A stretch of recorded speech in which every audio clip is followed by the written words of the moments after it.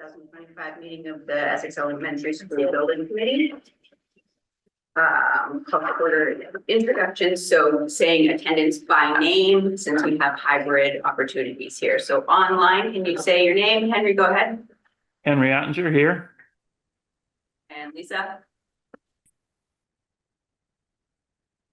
I will note Lisa O'Donnell, and then going around the table. Say your name. Emily Dwyer here. Kim Brooker here. Annie Cameron here. Kim Field here. Teresa Whitman. Kim Bowman. Gordon Brewster, Andy Oldman. Mike Gerhard here. Thank you. Perfect. All right. Previous topic meeting minutes. So we're actually going to table the minutes because there were some late revisions sent in today that they're going to incorporate. And so at the next meeting, we'll just approve both of them. So we will table that for now. Invoices and commitments. We will start with the Doran Whittier Management Partners. Do we do these together or do we do separate? I mean, in the past, you've done them together. It's your preference. I should. Yeah. All right, so for Doran Whittier invoice number 6 in the amount of $46,485.50 and JCJ invoice number 2 in the amount of $29,846.21. We're going to hold on the Minuteman Press one just because that was really late breaking, and we'll just add it to the next one. It's not going to cause any disruption to pay it after we do it in the next one. So I will take a motion to approve those as stated. Second. For a second? Yep, second. Second. Okay, any discussion, questions? Have they've been reviewed? Michelle's Michelle not here. reviewed. Yeah. Yep, all Okay. set. Okay, all in favor by roll call vote, starting online, we have Henry, Yes. and I'm doing voting members only, so Emily, yes. Kim, Yes. Annie, Yes. Teresa, yes. Pam? Yes. Yes. Charlie? Yes. Yes. Mike, yes. Let's say our first name and the thing for the roll call vote, thank you. I know it's a Sorry. pain. No, I know it's not my rules, okay. Moving on. Space summaries and educational program acceptance with votes expected. I'll turn it over to you. Yeah, so we sent out the 3 space summaries to the SBC last week. You also received the educational program from Pam following my email. We had outlined some important factors to consider when reviewing and evaluating those 2 elements. And so tonight we're here to ask for your acceptance of the 3 space summaries as well as the educational program. From there, we'll be then going to school committee, and then we'll be asking for acceptance of the space summaries as well as the approval of the educational program with school committee. So wanted to see if anyone had any questions or comments. May I offer since you prompted me on your email there. So I like probably many of you looked at the numbers last week when there were a summary chart here, and I didn't quite understand what they meant. I could see the numbers, I understood what they meant, but I didn't understand how they were generated. So with Christina's information and the backup information, I took a look at it and I now clearly understand. Those are not the numbers. They are representative of sizes of spaces that we are looking for to include in our program. So whether the numbers that are perfect, they're not a pure number, but they are relative to what the numbers might be in the future. So I became a believer. I understood exactly where you're from. I also like to just go a little bit on the educational program. I didn't read it all the way, no question. That was a very dense document. Everything in there. I thought it was so kudos to whoever participated in putting that together. It was great. Yeah. So process wise, I'm sorry, are you looking for a vote on both of them first, or are we having like a discussion about or presentation about the ed program first? It's not a vote. It's more or less everyone agrees, and then if there is someone that wants to abstain, they can abstain, but it's not a formal vote. It's just an agreement that we understand that you're accepting it and that you're allowing us to then proceed with the recommendation to the school committee itself. Right, but just it's a vote to accept it. Yeah, Right, okay. yeah, that's fine. Okay, so for space summary and for the ed program. That's correct. So are we going to go through the ed program before that, or we're just saying everyone took a minute? Do you want to give any like a little highlight of anything we need to know from the ed program so that we can do this. We use large group, small group. I would rather do Q and A because I don't think there's a very efficient summary of it, other than to say it's really, it's not asking for spaces or things, it's trying to describe how we use the physical space in. So I think if you went through it, even if it was just a scan, you can see that there's probably 1,000,001 different ways to provide space to allow us to teach in that manner, and that's what we'll go through during the building process. I did try to get at some of objectively some implications of choosing the different configurations. Actually very willing to take any input there, and we'll take notes on our discussion tonight if there's anything we can do to clarify some of it, because it is very dense and I felt like we could go on and on. And I wasn't sure where the sweet spot was between making an argument for or against one versus just trying to lay out what the implications would be. So can I get into the wasting your time? So the challenge, and I'm gonna just say something so you can say yeah or no. Okay.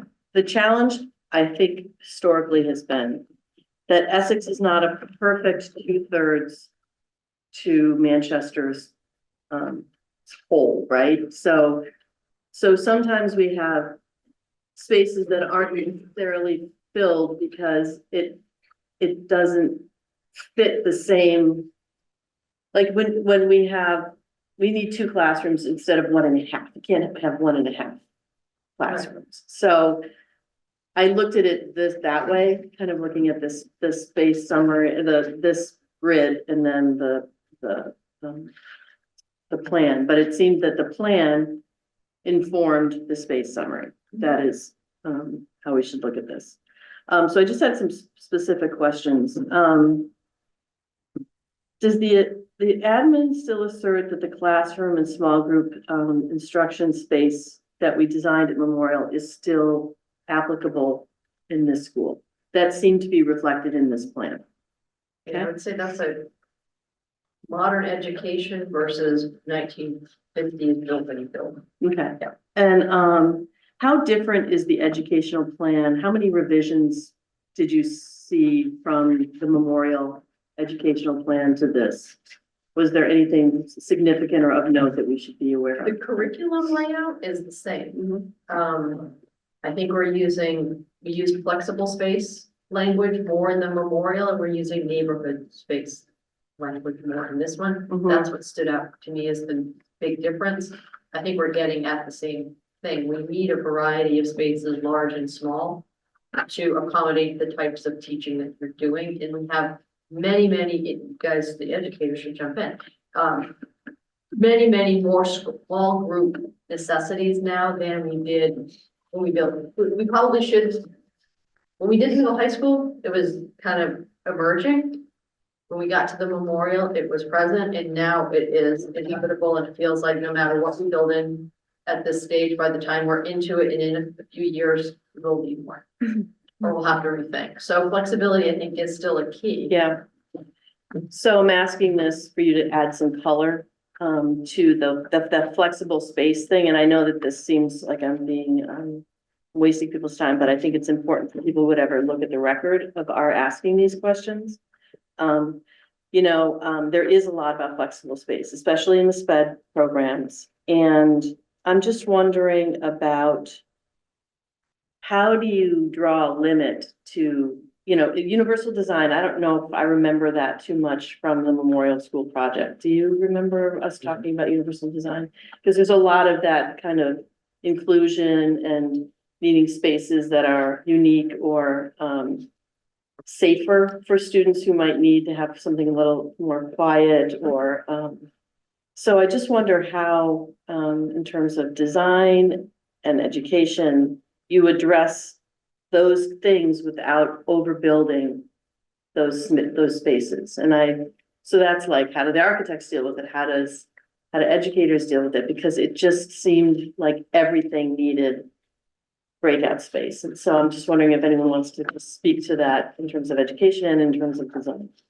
Emily, go ahead. Well, so I think one thing that I was well supported in this document was that sort of piece about differentiation, where you're sometimes teaching the whole group, sometimes you're teaching in small groups, and sometimes even within that, you have kids who might be able to, take a concept and they're going to work on it and show it in a very visual way, versus kids who might need to like explain it orally because they don't have whatever skill, maybe the fine motor skills even to like do it in a written way. So I think all of those breakout spaces to me was partly the tiered instruction of like the kids who need a smaller group as like another dose of that, but also within a room of, let's say 20 kids, like I might have 5 kids who can work anywhere because they can like kind of block stuff out automatically. But then you might have a couple of kids who right now are wearing like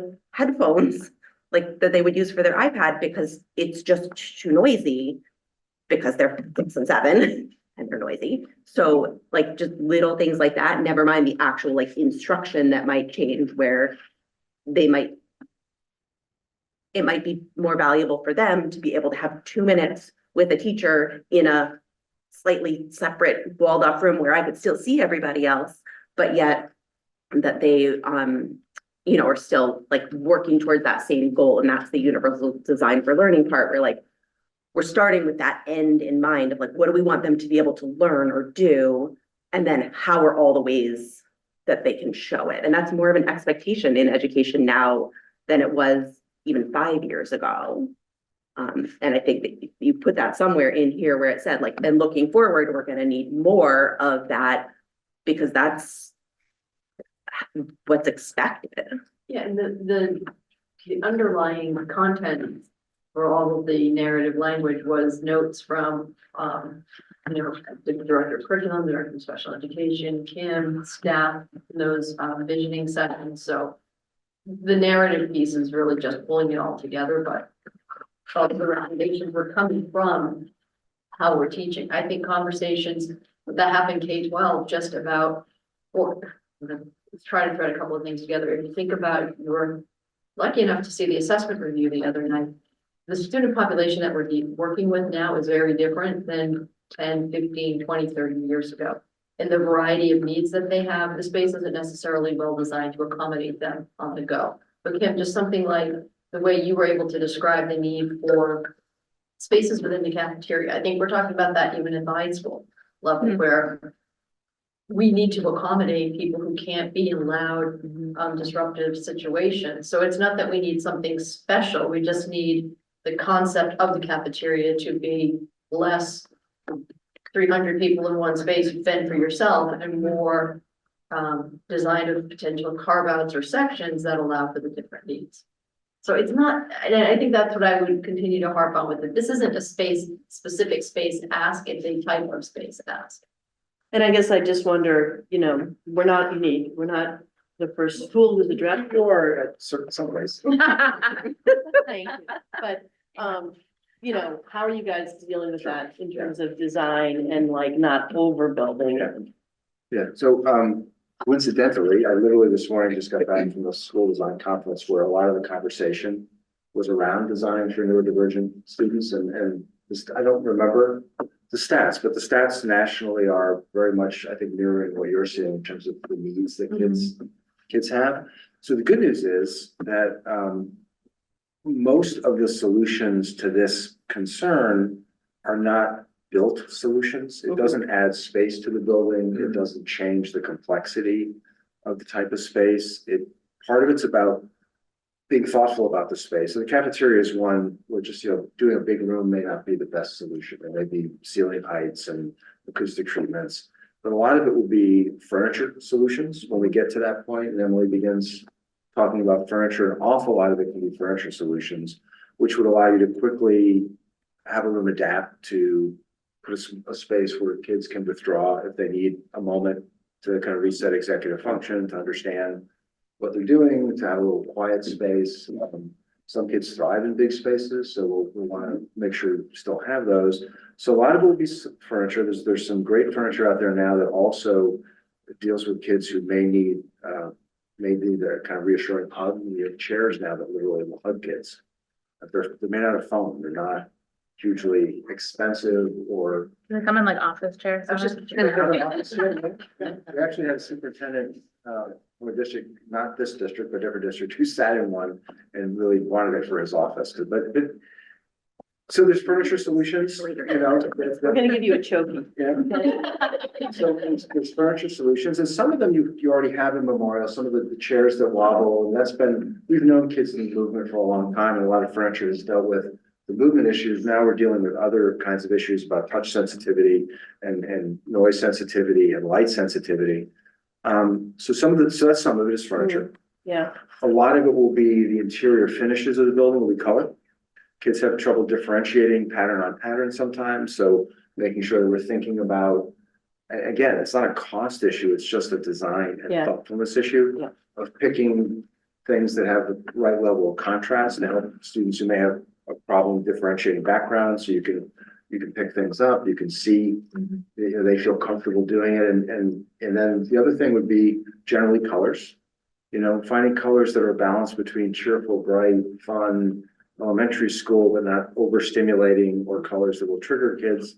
And then lastly, there's systems, right? So there'll be things like auditory enhancement systems for students who need it. Actually heard a very interesting anecdote at this conference where one of the students in a school that had installed classroom amplification for the teacher, you know, you've all seen and used, said to one of their parents that Mrs. Jones was no longer angry at them all day.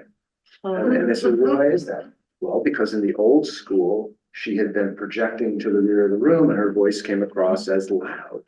And to a 8-year-old or a 5-year-old, whatever it was, the perception was that she was always angry with them, and which I had never thought of it that way before. So things like audio enhancement, which I know are always something school districts talk about as a nice to have, I think are becoming more of a must have to really service this kind of population. So that would be a cost. yeah. Not a large one, but I think a high value. Mhm. I've talked about colors. So a lot of it going on, there's a lot to talk about. Yeah. But a lot of it will just be inherent in the building and is not a big cost driver. And that's why what you've written in the program is so important, because that gives us guidance as in a direction to go. Is that? Yeah. And if I look back and looking at the memorial footprint, I mean, there's a nook and like 3 or 4 resource rooms, and then all of the little carve outs in the hallway, which in this iteration, we're talking about breakout space. Yeah. So I don't think there's any large jump. I think some of the naming is slightly different. Yeah. Foreign language is included in here, and we don't have a foreign language, I think, in elementary right now, do we? No. So how, and I'm asking this because I'm wondering, how does MSBA, if you don't have foreign language and you've noted it in your, how do they reimburse for a program you don't have right now? And does a foreign language teacher have to have their own room, or can they go on a cart to classrooms? So you can just say, yeah, great, sure. I think it's a fair question. I think that's a really good one to answer because it comes up in multiple So spaces. it's part of our program. It got cut for financial reasons and for the belief that if we took it offline, we could rebuild it and bring it back better. It's part of the standards, and there is a move toward ensuring that elementary schools are having world language. So we're going to have to bring it back online. Our target is 26 or 27, depending on resources. I do think it would be reimbursed because it has been and will be part of our program in the future. Do they need their own room? I guess we could go without, but it's part of the specials rotation, so it's designed to complement a teacher prep period so that the teacher can work and prepare their classroom. So ideally, we would have a dedicated. Teacher planning. So in the high school, we had a special room that was for teacher planning. I don't even think they use it, but They use it do they? because they don't have their own home base. Some do, some don't, and even if you do, you might not be in there when it's your time to be free. Yeah, so is the vision for this elementary school, and I don't even know how the execution at a Memorial is, do teachers have their classroom where their stuff is, and is that the intention here, or is it?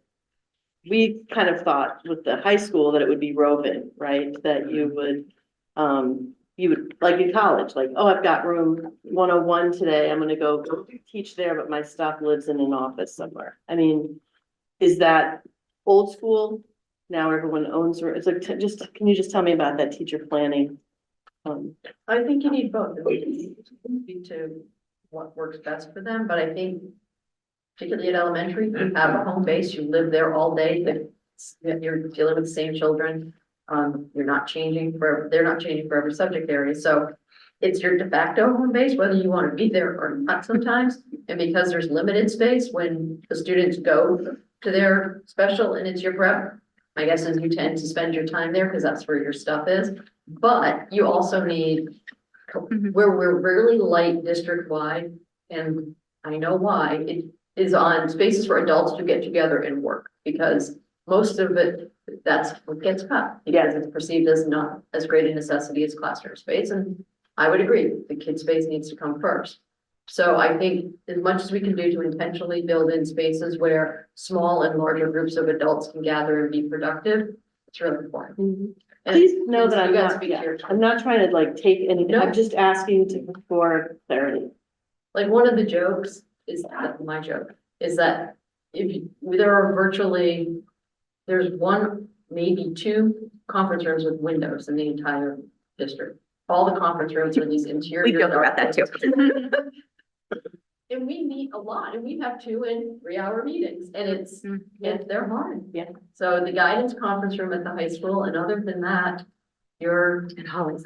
yeah, in Holly's office. So that's something I think to be just mindful of, that, you know, the adults, the educators make this place run. So even though it might be a good cost cutting it, it's important. And I wasn't asking it for cost cutting, I was just asking it for clarity, sorry. I'm just. Don't let everybody I'm think I'm, saying it to go on the Yeah. record. okay, It sounded different. did it? So can I give an example? Yeah. So Rochelle teaches kindergarten, I teach first grade. We meet with the 2 of us and our teaching partners. So the kindergarten and first grade teams, we meet weekly. And sometimes we're working on, like right now, we're working on adapting or dealing with some of the science and social studies things that have come up in these new curricular pieces. And we're in my room or Rochelle's room usually, because we have a cleanish table that we could at least push the stuff to one side so that the 4 of us can at least be in the same room, but there's no way to sort of be working on that. We have to start again every week because we're in a classroom where the 6-year-olds are then gonna return and undo whatever if we left it there. So those kinds of pieces or work with the instructional coaches, where if you're working on, you know, looking at student work or something like that, that you can't do with other kids in the room, that's not taking into consideration sort of the ethics of that. So, you know, things like that where teachers can use a space that would, yes, meet our needs, but in service of meeting the kids' needs. I think to And then you're add also to that sitting too- in kindergarten side. Yeah, Right. we sit in tiny chairs. But also a place like the shared resources. So like my classroom is all kindergarten materials that I use daily, the kids use. But there are like science and social studies and math materials that we use across grade levels. And it would be nice to have a shared space that anybody can come and borrow those materials and like say, you know, whatever I'm doing a science lesson on, you know, sunlight and warmth, and like their other grade levels also do things with that, and we could have a shared place in that place, you know, that teachers. And that's what the plan tries to describe, what the needs are, not whether or not it's a book room or Yeah, a nook within a shared, it could be anything. And the designers are fantastic at coming up with ideas on how to satisfy that. Could I just share too, just anecdotally, those adult spaces can also end up being used for kids. Things like just yesterday, the 7th grade did an entire book brunch. So it was the whole 7th grade together. And when I picked up at the end of the day, my son's friend was like, we met in the superintendent's office. And my son met somewhere similar, so they're being used for students also. Yeah. In flex space in a lot of ways. Actually, right now, we have after-school clubs going on, and it's nice to have, like, put them in spaces that aren't people's classrooms after school. My teaching partner runs the building club or construction club, and every day, every Wednesday, it's like she's rearranging all the Legos and all the things to try and like put it away In her own. in her classroom. Yeah. In terms of pre-K, is there any scenario where we would not extend the program to classrooms? I mean, we fought for this. I remember fighting for this during the memorial, that we wanted to make sure we had 2 here. Is there any scenario where we wouldn't do that? I couldn't recommend that. We currently are running 3. We could have run 4 if we had more space, because we have good enrollment. Okay, That's with a combination of, the basis of the program being integrated special needs. Those special needs students, we are responsible for them beginning at age 3. They have a disability. So that's the basis of the program. And then we take tuition, peer pals. So we have enough tuition paying, interested parties to fill 4 classrooms. The other thing we want to keep an eye on is, universal pre-K. So we've designed on a capture of, I think it was about 60% of the 3-year-olds and 4-year-olds that would be eligible. If you model it on K, we have 4 Ks. So if we have to go universal pre-K, you're going to need 4 3-year-old classrooms and 4 4-year-old classrooms potentially, if people get free access to it. wow, So we could be underspaced yeah, if that comes to be. okay. 2 more and then I'm done, sorry. The library space at the Memorial School, is that, are we using it as we designed it? Is it flexible enough for what we need? And, would you do anything different in retrospect? Library common, what is it called? Library commons, learning commons.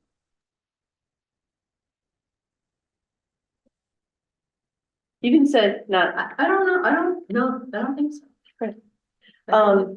project rooms are different than art. The tech room they had in. Yeah, no, I think some of what how individualized needs versus the universal need of the library, what it's there for, it's serving its purpose. I don't know that we're utilizing the outdoor space as much as we could be. But that's something I think there's still aspects of the building that we're growing into and learning how to use and learning and where our instruction is going. Those will be valuable pieces as we mature on that journey. And then this is just a yes or no. Project resource rooms are different than art rooms. Project rooms. Yes. Okay. Yeah. And those are leveraged, project rooms are leveraged from STEM. And then there's only one in this. Okay. Except for STEM.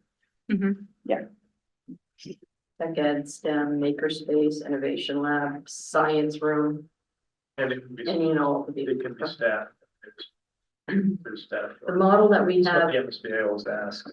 Feedback for staff. The model for it is, and that's why we landed on project room, the concept is that any one of the teachers can conduct a little bit of what we're just talking about for the adults. It's a space where you could go and theoretically start a science kit on Monday and sign out the room for Monday, Tuesday, Wednesday, so you don't have to break down and set up science every single day. Or you could have an innovation lesson where you're going to be in there 3 Mondays of a coming month, and you're going to be using some of the tools. So that's where we haven't quite grown into outfitting it as we could. So we're still searching for a little bit of a vision. But that's a dual space that's also used for, like when we have groups come in and do presentations for kids. It's a big community access space. So it's always seems to have something going on. But we could definitely evolve our thinking. Any other questions? Thank you for this. That was very helpful. I have other questions if people, Go ahead. because mine are like detail oriented. Sorry. So there are a couple of things that just I want to understand if it's if I'm missing something it seemed a little discrepant, and I would hate to send it to MSBA and have them be like, well, that's it this year and that, so. Sorry in advance. So, on page 18, I think 17 or 18, it describes our ELA, practices. So page 17, right, instructional practices aligned with the science of reading. But then on page 18 and again on page 50, it references guided reading and writing workshop, which are not things that would be considered aligned with science of reading. So do you mind, like, if this is gonna be all the curriculum stuff, I wanna go over it with Heather. Okay. Can you just, Yes. if it's not kind of related to the building Yes. asks? Yeah. Sure. Can you send me those edits? I Yes. kind of think that too. It feels like this is the educators talking to the educators and getting it all sorted before it becomes a document. I don't think we're going to get into the weeds on this, right? Well, I agree, as long as we're all open and aware that there may be some edits after we accept it for recommendation. Yeah, and we can send out a summary of that to the SBC, letting them know as far as what, correlations needed to be adjusted or whatever it is. Obviously, there is just some final tweaking that needed to be done. That's why it was in draft form prior to it going to the school committee for actual approval itself. And we knew that. We just wanted to get it in your hands. And so, it's based off of the idea and the material itself. There's just some tweaking that needs to happen. So. Did you have space related things? No, I mean, really, it's more just, it's more like logistical or schedule, like it says, one recess a day here, and it says multiple in another place, and that is super important in terms of the space we're asking for. Right. Many contributors. Yeah, no, and that's why I'm saying, like, if you want, Yes. I'm not doing it to be a jerk, I'm doing it I'm gonna because send you the document and you're gonna put notes right in I, it for me. like, I just, Yes. But if there's anything you think that misrepresents a usage of space, that's good to get onto. no, more like you said, the recess space, that last section about the recess space. Cites, so page 53, cites about multiple recess, times, but then when you look back at the schedule, it talks about 1 45-minute with the lunch. So I just I want to be sure that what we, because again, I live this on a day-to-day basis, like they live this on a day-to-day basis. Not everybody does. So those are like things that might seem the same, but are different. And if somebody at DESE is being crazy like me and reading all of the details that way, like I would hate for us to not get the support that we need for that. That's all. Any other space and educational program together related questions?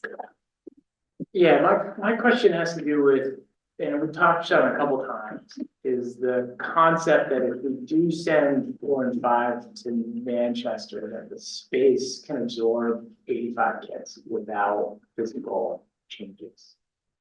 And is that a realistic, I mean, given that's a pretty big chunk of what's already there, and you're increasing the percentage of 20% more kids, and just assuming space can just absorb it and handle it. And is that a realistic assumption? Because if there's cost for that, then we ought to be thinking about it. It depends what you want. We can jam them in. We can get them in. I did a little diagram, if you want to see. It is not, because I saw your, I saw your question. This question, And I'm like, I wasn't gonna we got spring it a on, construction paper this afternoon. Arts and crafts today. because I love walking into meetings where people are just like, here, catch this. We prefer the no And surprises. we've been talking about it, and I think the answer is, can we fit the kids? We can fit the kids. But at what sacrifice? You're not using the building as a facility. So there's a price to be paid. This is It may not really be rudimentary, and I worked off of a couple of easy documents I could find, just so you guys could visualize it, because I needed to visualize it to be able to explain it. Because it just means a lot of shuffling around. So I mean, I think that's gonna be part of this exercise ultimately after the submission, of picking which ones we endorse and don't endorse, right? So that will be a pro and con. Oh, there, it's back. I almost feel like we could get into, Yeah, I don't wanna get bogged down in it. I think there's just the realization of like, yeah, you're accepting a space summary, yeah. right? You're accepting a space summary for something that may not work, right? Like, so it's one thing to say, yeah, okay, I guess you can make that work, or I guess you can get the K through 3 into a new school of 60,000 square feet. Like, great. But you're accepting that space summary for that cohort, and I get it, but then you're not acknowledging that the space summary for the new 4-5 cohort in Manchester is not adequate.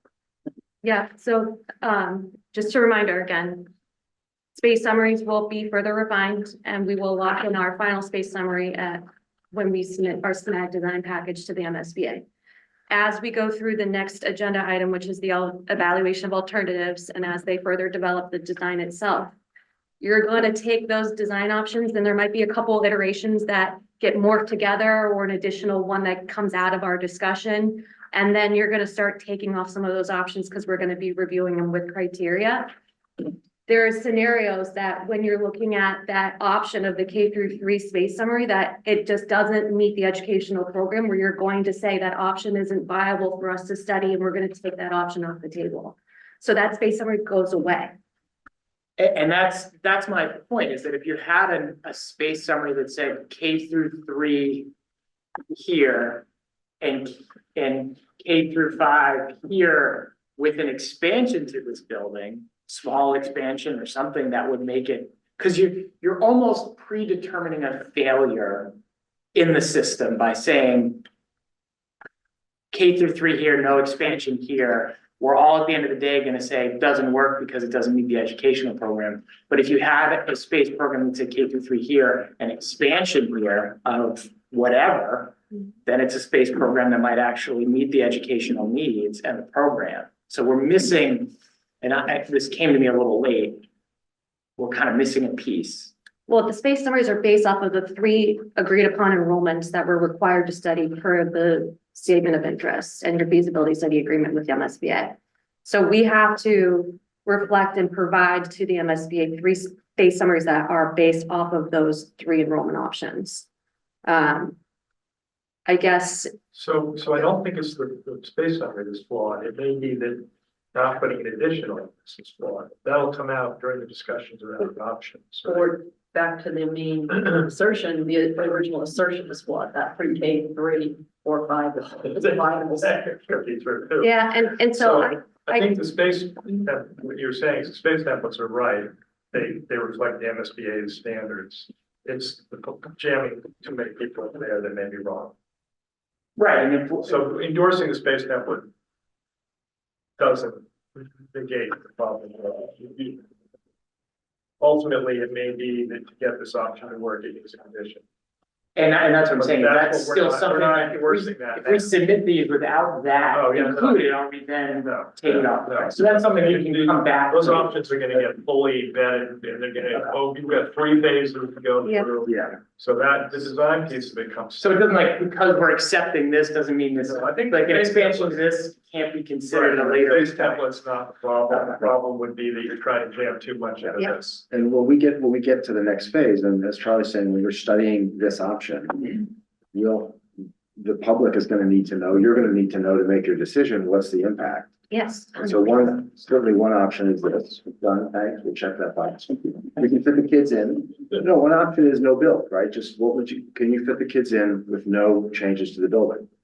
The other option may well be that the only way to meet the program, and we'll have to look at it, and we won't need to probably do a space summary, but we'll have to come to some understanding of how many classrooms you'll need, what And that's square extension. footage in general. General square footage, Yeah. we'll have to do a diagram that says, you're gonna have to add, I don't know, a couple of classrooms here and maybe make this bigger. And there'll be a cost to that, which would be completely not reimbursable. Okay. There's any work over at that school that's not part of this Yes, site, it's all for that option, whatever work you do at Manchester Memorial to make the K3 option work will not be reimbursable, so that'll figure into your cost to the taxpayer, which will figure into your decisions one way or the other, whether you keep that option viable or not. And to the construction side. Yeah, there'll be many things that will come out of the investigation in the next phase. So can I ask if I'm hearing correctly, because I have the same thought process with Mike on this but if what I'm hearing you say is correct, the space summary is MSBA's template based on reimbursable, but since any addition for that configuration, any editing or modifications you need to do with Memorial for just the 4th, 5th to go over there wouldn't be reimbursable. Therefore, it's okay that they're not included in that space summary because we're not arguing that they would be reimbursable in any way. Yes and no. Okay. Well, I think I understand what you're getting at. I'm just gonna try to see if I can clarify. The space summaries, and as Christina was also saying, the space summaries are being done based on the enrollments that you agreed to look at. Yep. And that's what we are required to do a space summary for, because that is the project. So it's 165 students, K3, Yep. Essex Elementary. And at one level, That's the project. that's the Yeah. project. At one level, simplistically, your 4 or 5 kids can go wherever, right in the high school if you want. You can. Tuition them You elsewhere. can tuition them out. Okay. To the project. For the MSBA, it doesn't matter. It's off-site. Right. Whatever you do is on you.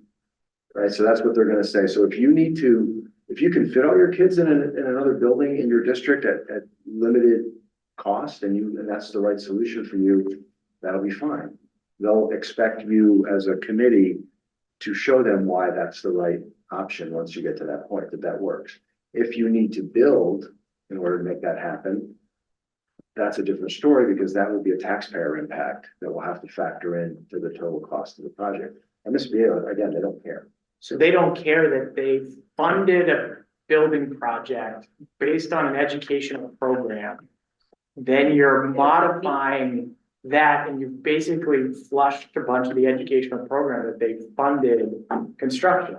Because you overcrowded the Well, building. they care will about care. this. But you said you don't care, they No, don't care. no, for the purposes of funding this project, you will have to find another way to do it. If the solution is to do work at Memorial, they will care because if you start undoing work over there that they just paid for, they will want money back. But I was saying, what if you didn't undo the work? You just sent the kids there and now the educational program that you sold to them, you've now violated because. They don't approve our program, we're not selling them a program, but we submit the program to keep these guys in check. Well, I think he's saying that the program we sold for Manchester, Memorial, I mean, that's gone. They're not thinking about it. They're thinking about Essex. That's all they've approved now. So if you jam another 300 kids into Manchester, they don't know about, they're, Yeah, they don't care that they want to fund this project that they're. That's why you have 3 enrollments, Right. 3 projects to study. Yep. In the K-3 scenario, they don't care what happens to 4 and I 5. figure you're figured out. It's up to you. It's up to the district to figure it out. Because that is They're one not- option of a project. This is important, I think, because MSBA doesn't care what our program is either. What they care is that we articulate the program so that the design team designs us something that meets our program needs, Right. not something that might, get an award. They do care So about the that's kind of, space, they care about the place. Right. That's what these space templates are important with. They really are plugging into population in. It gives you most of the numbers that they get modified, which we've been through this exercise now. And so the space template is not at fault if this gets overcrowded. But the space that's outside of the MSBA guidelines. Yeah. Which in theory is backed by an educational plan, right? Is the justification for the breaking from the MSBA plan. They don't go to that to say, there's space in here that's not in our guidelines. You don't have to justify that through an educational program. Oh, Yes. you do. Yeah. That's why we've been talking about what's reimbursable and what's not reimbursable. Because I was certainly say they don't care about your educational program, they just care about the space. Well, they care about the program too, but it's only, every district has a different view on how to educate, right? So they want to know that it's a roadmap for the designers. it's not, Is the template that they approve, and if that's what they base the funding on. So they're two different animals. Like, we won't get called on not having science of reading or using a certain, they don't really care how we choose to teach. They just care that we explain how we use space and that that space is accounted for in the summary in the right way. And that's creating the guide map for the design theme. So that all of those things go to serve the purpose of building a school for the kids in it. And becomes cost effective. Because I think there have been times in the past, no one at this table, where a design team could go off and decide they want to design the model building. And they're going to take you on a ride to the things they think you want to have versus the things you're telling them they want. What you need in the building. So it's kind of our contract about what kind of things we want the design team to build for us. So we're leading and not being led.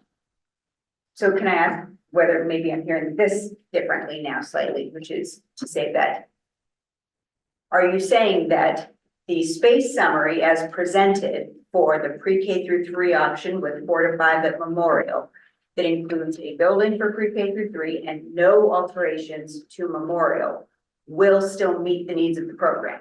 I'm gonna tell you straight up, the only solution that meets our program is pre-K 5 here at Essex. Because our program consists of your regional agreement and our current way of providing education. We're not deviating from that. Unless there's a cost efficient reason to cause the committee to vote to deviate from that. So in that case, then it is okay to accept a space summary that does not actually support the education or cannot. You signed an agreement with I know MSBA. it sounds It's like. I'm No, voting you're for- not, but I've gotta understand it. you're accepting the pre-K through 3 space program The, only. the case study, call it a case study. You're accepting that template Yeah. as being. Yep.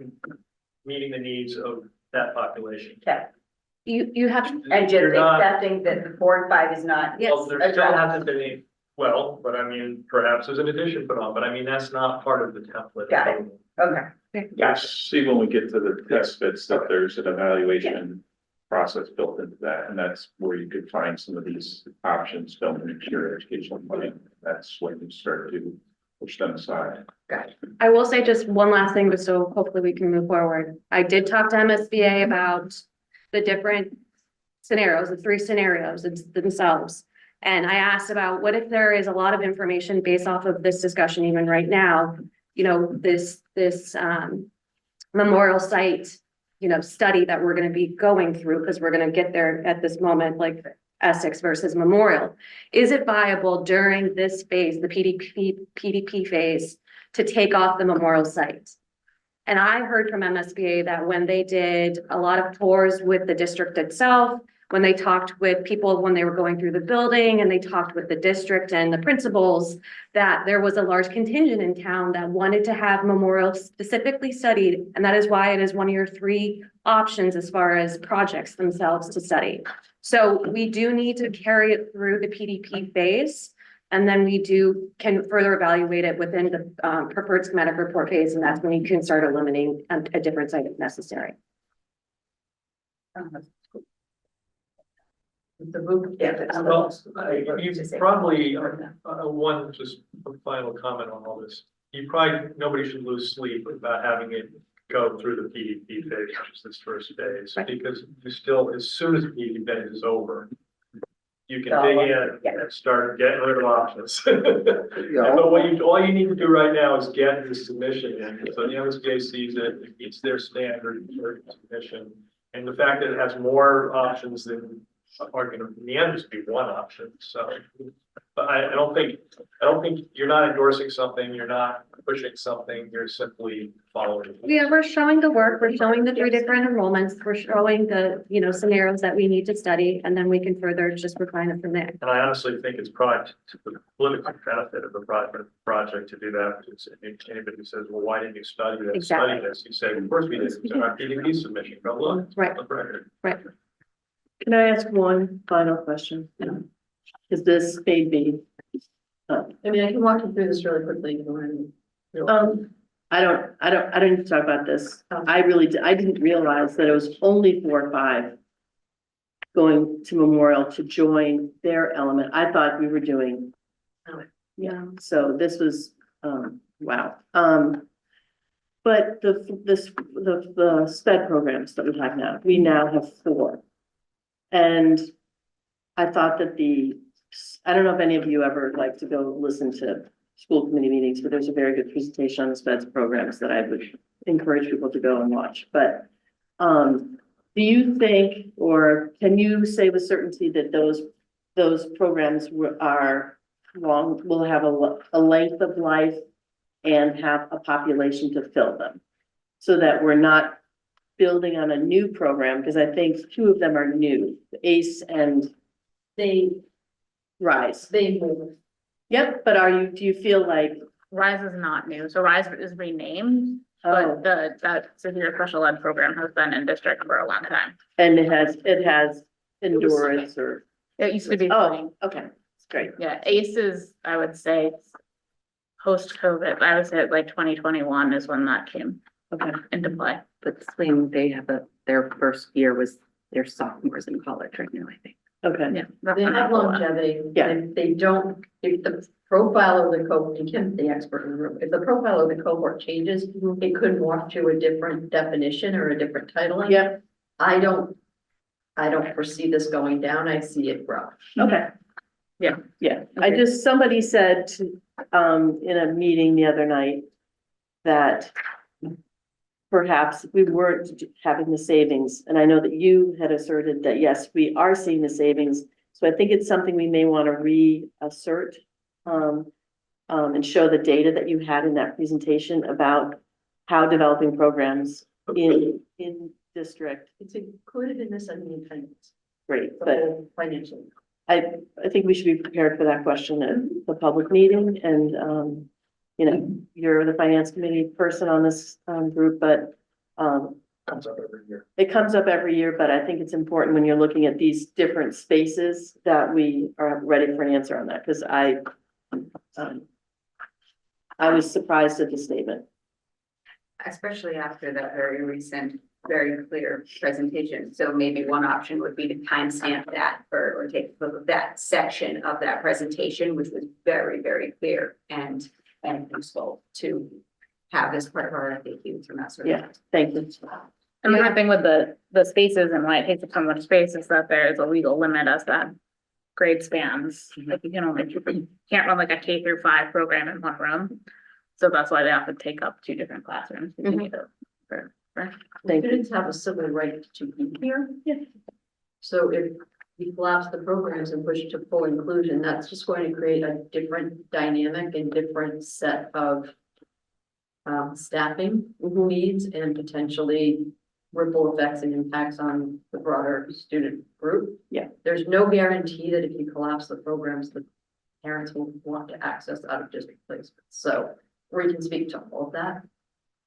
So just a very quick look at this. So I use the old JCJ lower. So it's what we don't have captured is where everything is right now. So we use the old blueprint, and based on this year's enrollment, we could fit, basically we can fit the kids in, but we're going to take the project rooms offline and repurpose them, one to a special education room, and one to the technology room. I guess if we're pinched for more space, you could push technology into the learning center. That wasn't successful last time we tried it, but if we're trying to save money, it can be done. RISE, what this doesn't capture is what you're going to need at the pre-K 3 as in addition. So the thinking is that RISE lower level would be at Essex, but if everybody in the upper grades is at Memorial, you're going to need another RISE classroom here. That has operational impacts because there's no staff sharing if they're in 2 separate places. But we repurposed a K room for that because they need bathroom facilities.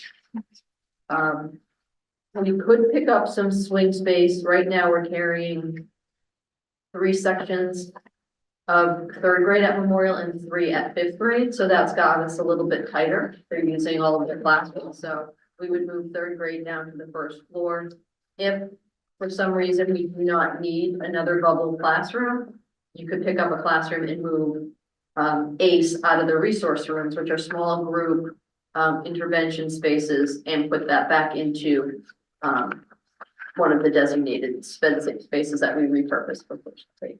So essentially, your entire lower and upper wings would be converted to classroom spaces, either for special education or for teaching, using all of the project space.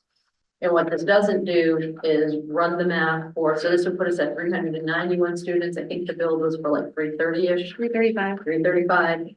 If we see one of the building projects in Manchester come to fruition, or some of the building projects in Essex come to fruition, and we have some increase in class sizes along the way, there's no place to add many more classrooms. So there's no swing space, or we only have 4 special education programs now. If the population is such that if another emerges, there's really not, you've used up all of the space. There's really nowhere to go, and you negated your project spaces. And the quality of your educational experience at Memorial would be vastly different for students in Manchester than it would be. It would be overcrowded for what it was intended. Yeah, And I mean, I tried to, like I said, I tried to remain objective in looking at the configurations, but I think of all of the models, I'm going on record to say the one that I think is most detrimental to kids in community is moving kids at the 4th grade and placing them in a pre-existing pre-K environment and creating a cohort that has to make 2 transitions to get to middle school and adapt to new teachers, new climate, new culture. It's just a very big ask for the students within our whole population. Yeah. And never mind some of the logistics of split families between 2 buildings, pickups and drop-offs. It's, I think a lot of our focus will have to turn to managing that integration. Yeah, so from a child development perspective, those 4th and 5th grade years are huge social years for kids, and then you're gonna start when Essex kids are gonna be forced to reacclimate socially into a whole new cohort. That's troublesome. Not to mention the after-school opportunities too, which I've said before at the last meeting. The students who live in Essex are going to get on a bus to go home, and they're not gonna be able to do the same kinds of things that the kids that live in town in Manchester. We did build in the busing. If you looked in the appendix, we did a very high levels of operational assessment.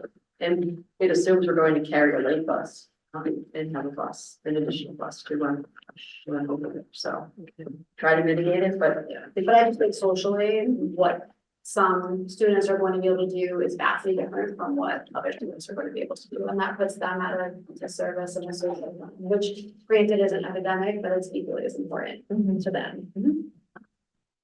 So yeah, I appreciate the work, because I think it's gonna be important later, but at this point, we're just approving a template for what a K-3 program should look like, yes. right? We're not even thinking it, we're accepting it. We're just accepting. We're just accepting it. This is We're what- just saying thank you. That's all. Fair enough. I didn't mean to start like that. It's good information, and I saw your email and I was like, we have to hit the nail on this one. Yeah, Yeah. no, So, now I get it. Yeah. You're accepting this is how it should be, Yeah. not how it's gonna have to be. Correct. It will start happening quickly. Can I ask a question even though? Go for it. Okay, so there's a whole community section in the back, and this is similar to why we're studying the merger of the middle high school, of Memorial School, in Essex together. There's a whole middle high school they want. Go for it. So probably as many times as we've heard different constituencies, but as many times as we've heard, could we just put the Essex and Memorial schools together on one site? Over the years, I've heard, could we build some field capacity at Essex Elementary? Is there potential? It would be great for our program to have a track. Is the Essex Elementary a place where we could look to build a track when you take on that project? So I built that into the community section because I'm trying to represent everyone's input. So I didn't know how this group felt about that, or if there were questions as to why it's there. And the probability of it fitting, I think is, I don't know. I think it's great, but just good to throw everything against the wall. so that's why it's there. You can always say, It can always be ruled out later we on. heard you put it in there, it just didn't work out. I mean, we would love to have it, but don't get me wrong. Stop predetermining the thing I care about, okay? All right, shall we wrap this up then? Okay, so I will entertain a point of order before we do this. Let the record reflect that Tim McDonald joined online after attendance and that Tyler Burton did as well, but he's since left the meeting. No, I'll entertain- I'm still here. Yes, you're still here, but Tyler left. Oh, Tyler, I'm sorry. Okay, gotcha. Yeah, sorry about that. That's all right. So I'll entertain a motion to accept the space summaries and educational program for recommendation to the school. So moved. Is there a second? Second. Any further discussion? Okay, by roll call vote, I'll start online. Henry, Henry says yes. Tim, Yes. and in the room, Emily. Emily, yes. Kim, yes. Annie, yes. Lindsay, yes. Oh, yes. Gordon, yes. And yes. Mike, yes. And Teresa, I'm a yes. So the motion carries. That was a lot of work to do. Thank you. Yes, thank you. Thank for you. clarifying it all. And thank you, teachers. You guys, if you saw anything like the throwback to the original blueprint we were using, just send it. I'll send you an edit to my. Okay, that's fine. All right, moving on to preliminary evaluation of alternative review. Who's taking this? Jeff. All right, Jeff. Yeah, you could just advance to the, Yeah, this is just a reminder of what the, Yeah, yeah. There we go. So this is a representation of these enrollment options that MSBA has asked us to evaluate as part of the SOI. So and just keep in mind, these aren't, what I'm gonna show aren't really designs. They're representations of a study that will happen in the future, right? These are things we will design in the PSR. We're just deciding whether we're gonna evaluate them or not, or design them or not. Sounds like we're gonna have to do all of them, at least through the PDP into the PSR. They're like Legos on the. Exactly.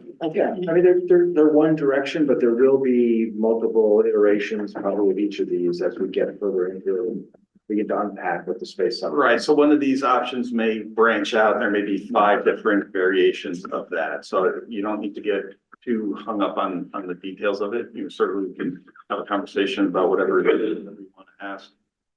But they're just not, they're not fully realized, they're not fully designed. I mean, they're not even started to design really. These are just ideas about ideas that will happen. It's okay. Yeah. He's trying to prevent. Wait a minute, you showed it. So this part of this matrix, and it'll build later on, has all the key summary information. So enrollment, 165 versus 250 versus 515. The grade configurations, K3 versus K5. And we don't mention pre-K just because those enrollment numbers are K3 or K5, right? So we understand pre-K is another bucket next to those enrollment numbers. The renovated area, so this building we're in, it's 53,036 gross square feet, gross floor area. So there's a renovated area that's carried across. The new area, and this is just math. So we take the space summary, which is the total area, we pull off the renovated area, and that tells you by subtraction, then what's left, what new area we need to hit that target. So for the code upgrades, in the existing building, 53,000 square feet. The current elementary school addition renovations, those add up to 60,000 or 73,000, depending whether it's 165 or 250, right? So it's very logical linear process based on the space summaries. So we can go to the next one and start stepping through these. Should there be a B1.2, which is exactly. Go back.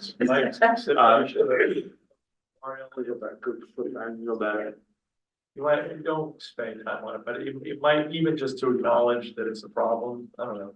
So that would really be one of the A2. Oh, is it? I can't see that. Yeah, far. no, the blue ones are the Yeah, K3. anyway. That's the K3. And it would be A2.1. Yeah, you go ahead.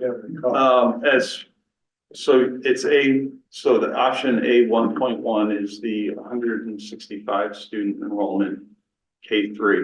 But that, and the definition of the project is that it's Essex Elementary School. Right, so It's not.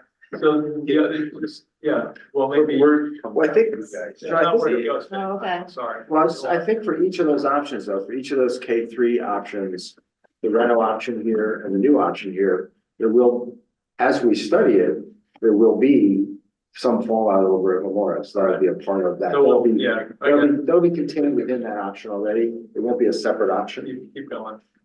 Part of that option would be. What happens over there, if anything. I think you'd have to. give So it's not a different scenario, it's just with. Yeah. So the reason, My understanding is that the MSBA scope is the Essex Elementary School Right. project. Yeah, yeah. It's not. Yeah. We understand. It's not. Yeah, I'm sorry, I shouldn't have said anything. Go on. but I'm sure. Well, I was gonna say. Yeah.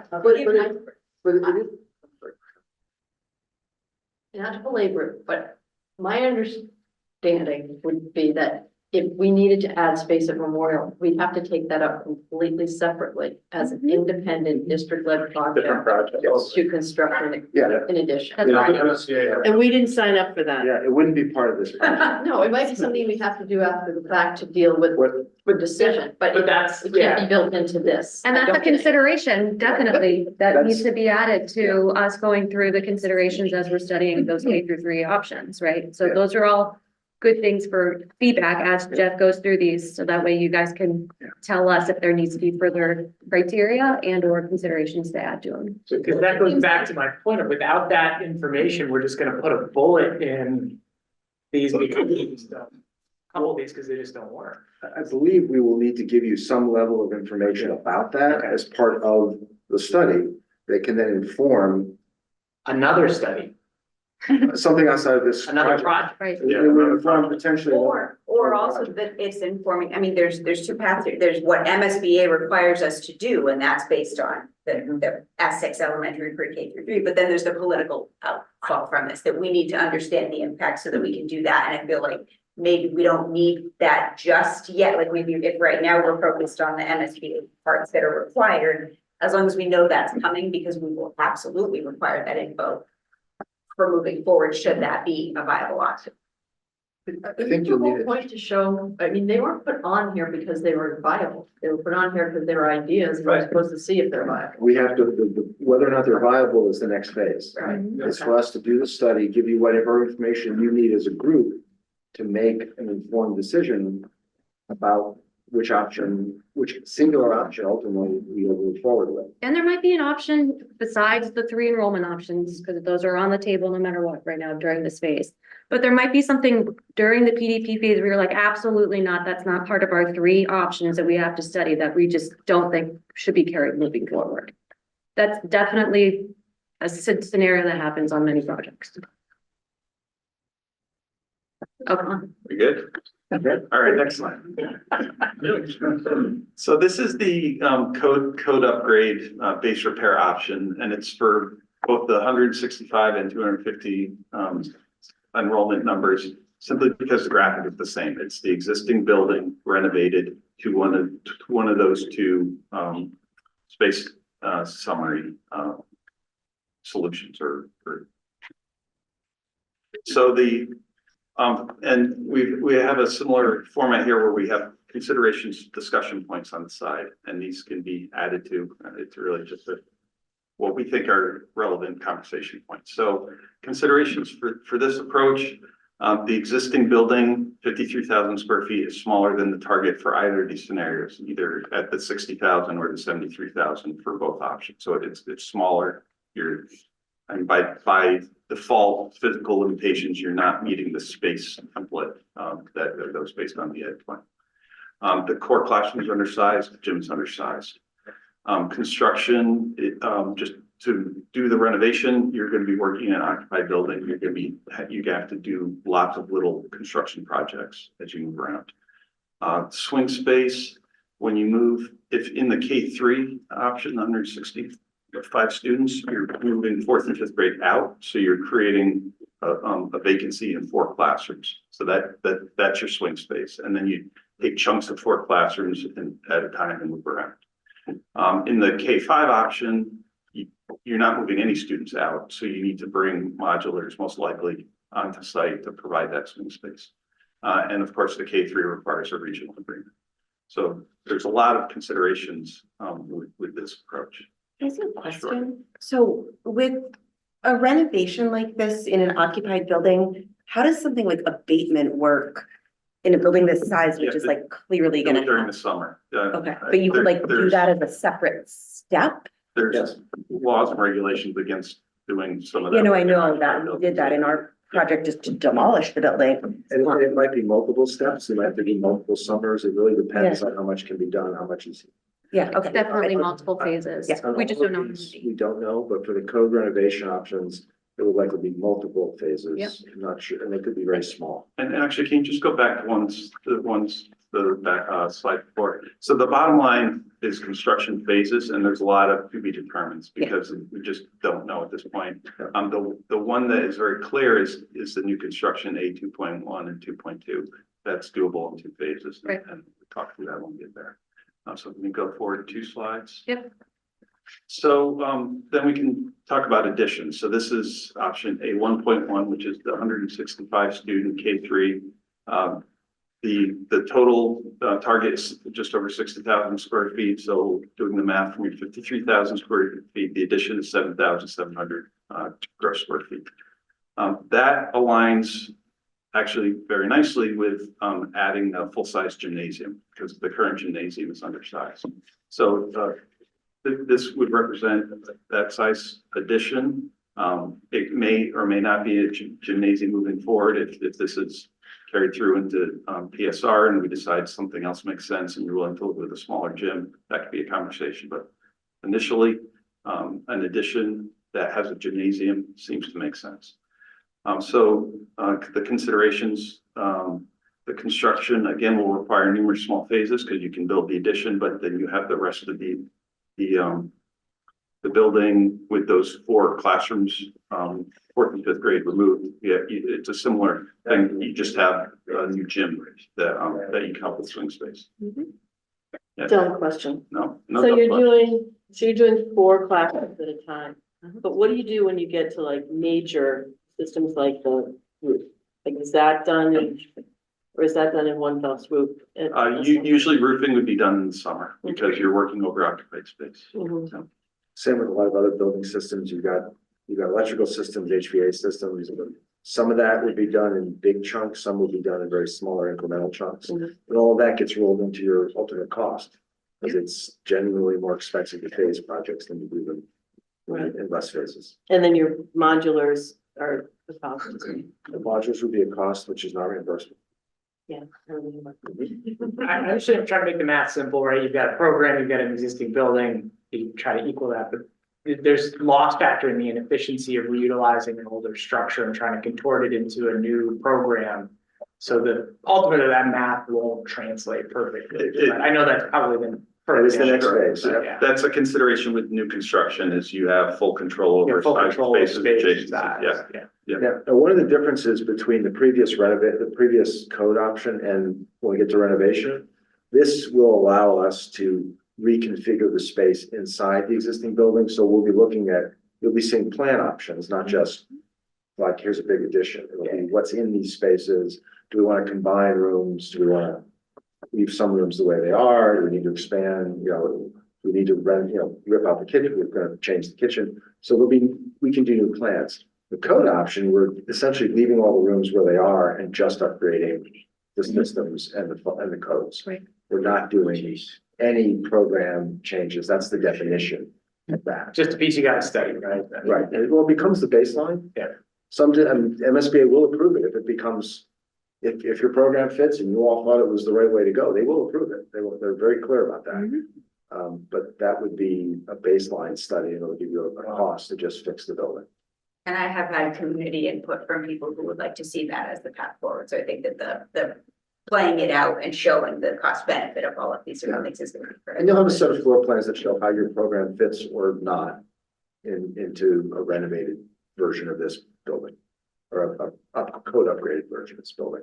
But under this one, I just want to point out that once you get into the renovation and addition options, kind of all bets are off. I mean, you essentially go through and gut a wing. Got the whole You could building. demolish add on half, and- yeah, you You could could demolish the wing parts of and the make a building. bigger addition. Yeah, And that's something typically we do say, I'll just make a note about that. What's interesting about this building is it's relatively compact and the donut shape is relatively efficient. So we didn't necessarily look at a demolition, just a partial demolition. It just seems like if you want the most cost effective, you keep what you have, renovate it and minimize the addition. Otherwise go to a new approach. That's something that we could, if it makes sense, yeah. Next All one. right, the next one. So this is the 250 student K-5 addition approach. And so there's about 20,000 square feet of addition. It might make sense is, again, a full-size gymnasium as part of the addition. And what we're showing here is an additional 4 classroom neighborhood in part of the addition. What this does is it gives you, again, that 4 classrooms of swing space. So you can build the addition, then occupy it and move 4 classrooms out of the existing, and again, start your renovation in chunks of 4 classrooms. Next one. Yeah, next one.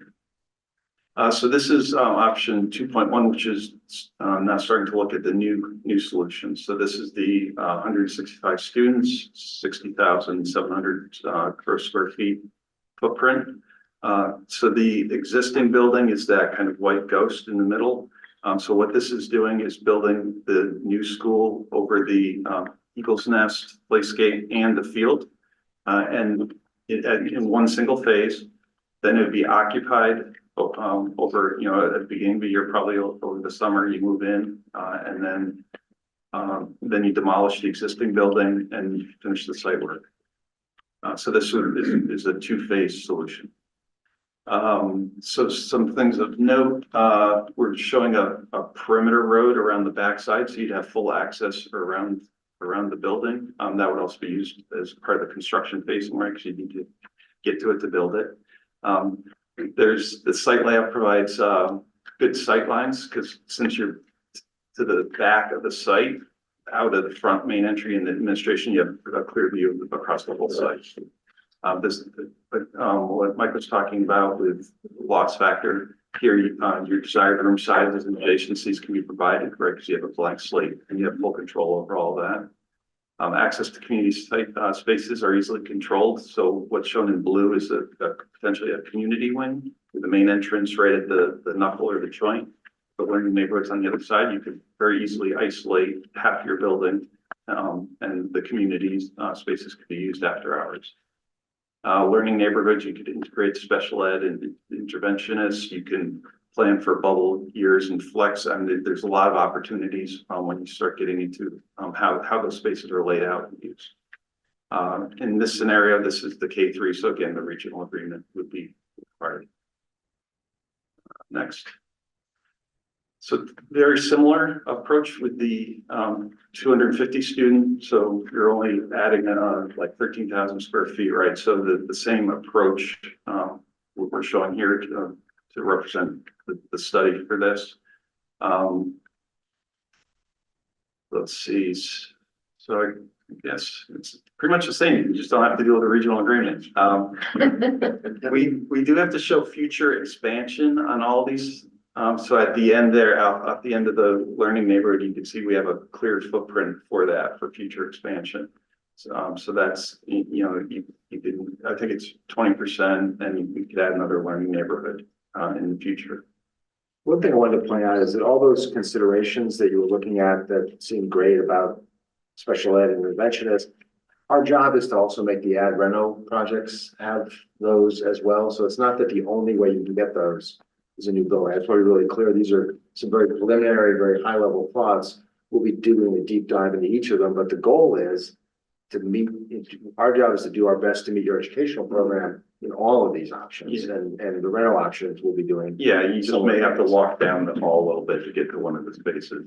But we'll be working to zone it for community access to get the neighborhoods in the rental, but there'll be a cost, and we'll just have to look at that.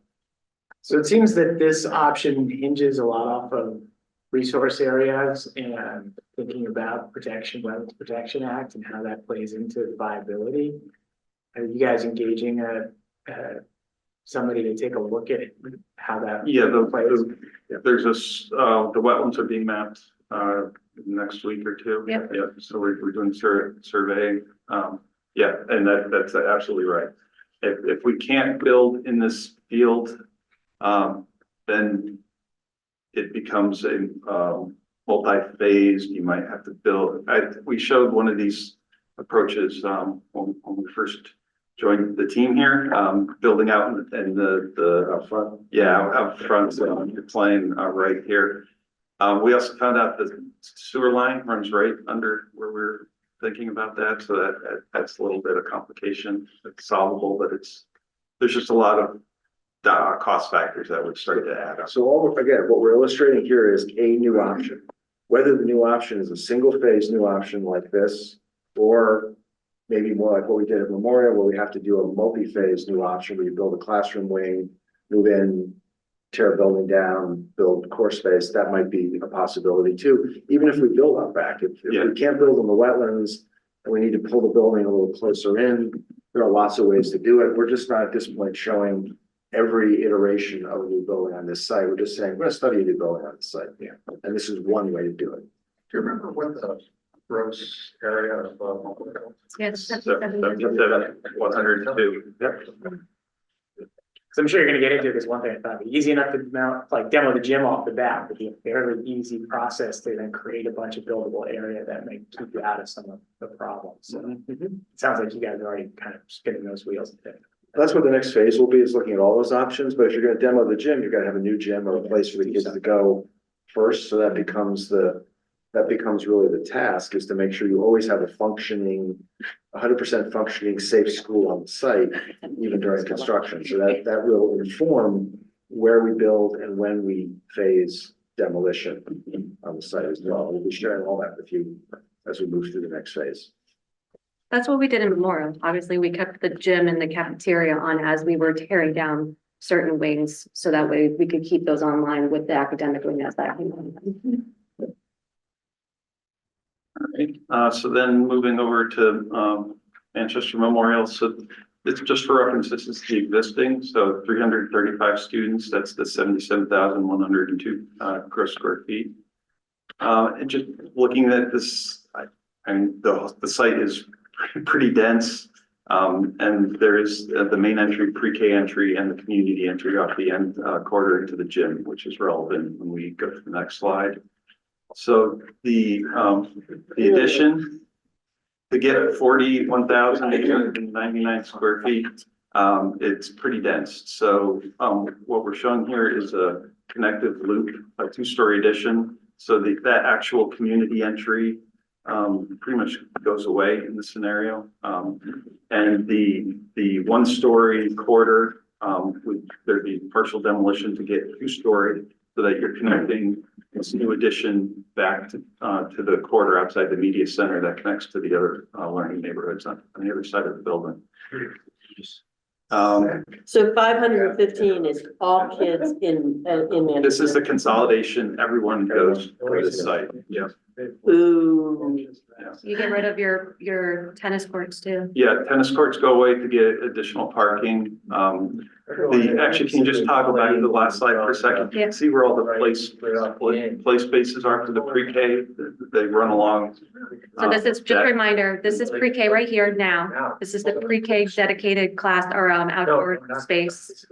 It's in between the pre-K wing and the community, like it's right in this little triangle right here. You can see my mouse. Gotcha, okay, so that's their dedicated. That's their dedicated, that's for pre-K. And then this playground is back here, I believe so it's pre-K 1, and then I think this is 2 and It's pre-K and then K1. K1 back here, thank you. And then the main playground over here, my mouse is. To the right of where it says main entry. Yeah, that you can see the basketball court and then the playground. Yep. That's 3 through 5. That's 3-5. Yes. Pop, it's not a gem pop. Okay, so now stop. Yeah. I mean, they're not prohibited from going, but. So this is then what it looks like when you add on the addition So you basically get rid of your pre-K dedicated outdoor learning space. And then what I think Jack was trying to get at too is that when you have 515 students, your population for the playgrounds go up, what I believe they were designed for a certain amount of Yeah, students. 5, right? So. Yes. So you need to expand all your play space. You need to recreate this play space you're building in addition on, plus expand your other play space. Plus expand your parking, right? You have more staff, more parents. So, We're also showing a cafeteria addition, because yeah, you're not gonna be able to feed all those kids in the same size cafeteria. Yeah, it's about 1,200 square feet, approximately. so, Yeah. And that's right up there, you got rid of the tennis courts. too. you know, the visual of walking in that building and seeing the back, you're losing that. And I mean, I look at that expanded parking and it makes me think of the Concom in Manchester and how much we had to do for flood storage. Stormwater management. Like, yeah, I never, ever want to do that again. That looks like, you know, Just throw a structured parking deck. I mean, why not? Like, Yeah, right next to the Well, that's part of what we're gonna have to study is, can the site actually even support it? What will the cost be to deal with the stormwater, to deal with the regulated areas? Because we are right up against all the regulated areas. just don't forget what that was. As much as I've tried. I know, but you know what I'm saying? Like, that was, as much therapy as you can get, it's still. Yeah. I mean, No, it's a big, it's not just the parking lot. It is, Yeah, well, there's the building, there's a lot going on. yeah. Tim, is there Lot of no, questions. sorry, Stephen John? Go ahead. Is there no opportunity to build off, I'll call it the right side going down surrounding the parking lot? I know there's grade changes. I Yeah, know- there's, I know there's waterway close by and all that stuff, but there's no opportunity there? That just looks so congested. There might be, and that's what we're gonna have to study that, but there's a cost too, because that's nearer to the regulated area. Our stormwater, storage is under that parking lot. So we have a lot of our Right, and also- stormwater management as part of that. also that kidney-shaped playground is pressed down as part of the flood zone. storage, Yeah, flood flood compensation. storage. So between the structured infiltration in the center of the loop, plus that playground, you'd have to recreate that out on the site. Yeah, I remember. So the I answer is yes, to be. but It's gonna be Significant extremely engineering. expensive, and I don't know if the site is big enough to, we just don't. yeah, I mean, once you start moving required pieces elsewhere, it's kind of self-defeating, right? You're just. I know it's so spending much money. easier to do the 2D drawing, just slide your boxes around, but the reality. It has except once getting deep, you proof that storage, flood storage underneath the building, so you can create the storage underneath the structure. People love it though, because it's like nasty, dirty, dark flood space under the building. Anything that It's you, not impossible, but you can do it. anything you touch to the existing building, a wall, a roof, site, anything like that nature, there's a cost recovery percentage that MSBA takes away from your project. Meanwhile, you just finished this school 5 years ago. And one other consideration is that the existing building is the maximum size allowable by the building code Okay. without creating multiple buildings or fire separations.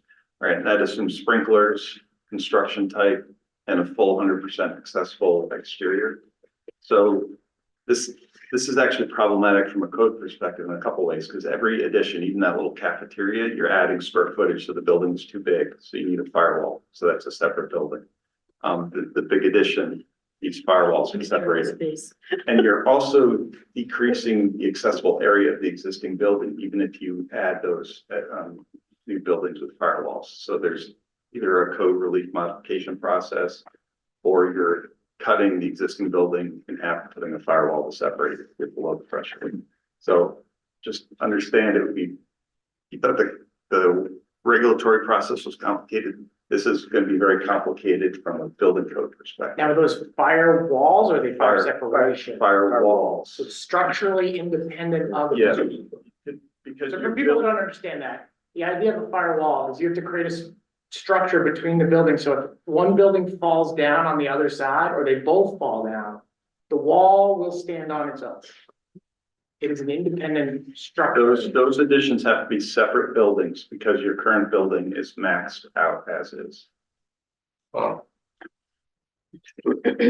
Moving right along. So, well, I just heard a little, why are we starting it so? Well, just so you know, the other night at school committee, we had Pam introduce to the school committee the conversation of the grade configurations, because again, that would require regional agreement, which is driven by the school committee to bring forth for change. And the initial inputs really, after just hearing high level, and we're just getting to just taking high level feedback, there were a lot of more detailed questions.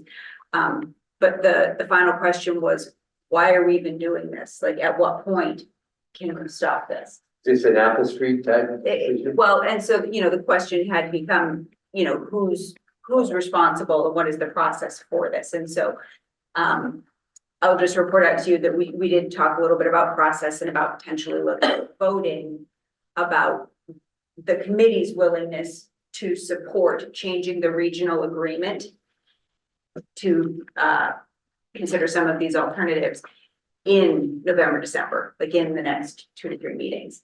And so it may be that parallel process helps to inform some of this. And I know that there's MSBA requirements for how far we take this. But that parallel process,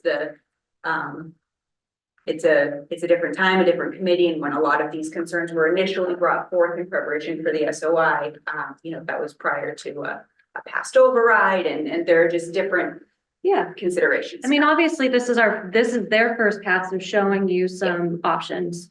And we're gonna come back in 2 weeks based off of your feedback tonight, as far as further evaluating, some of your pros and cons and ideas, and we appreciate and want your feedback.